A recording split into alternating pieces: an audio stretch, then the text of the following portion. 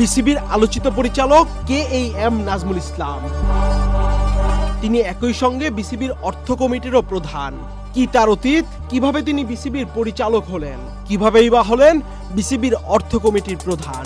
বিসিসিআইয়ের হস্তক্ষেপে IPL থেকে মুস্তাফিজুর রহমানের বাদ পড়া, T20 বিশ্বকাপ নিয়ে ধোঁয়াশা, এই নিয়ে যখন বাংলাদেশ ক্রিকেট উত্তাল, ঠিক তখন বাংলাদেশ ক্রিকেটকে আরো উত্তাল করলেন বিসিবির একজন পরিচালক। নাম তার নাজমুল ইসলাম।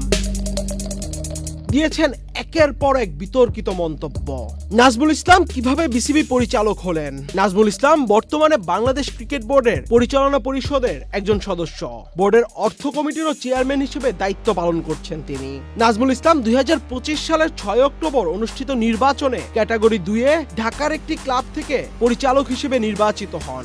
বর্তমানে তিনি বোর্ডের অত্যন্ত গুরুত্বপূর্ণ অর্থ কমিটির প্রধান। কিছুদিন আগে সাবেক অধিনায়ক তামিম ইকবালকে নিয়ে সামাজিক যোগাযোগ মাধ্যমে ভারতের দালাল বলে সম্বোধন করে তিনি ব্যাপক সমালোচনার মুখে পড়েন। নাজমুল ইসলামের এমন বক্তব্যের তীব্র প্রতিবাদ করেন সাবেক ও বর্তমান ক্রিকেটাররা।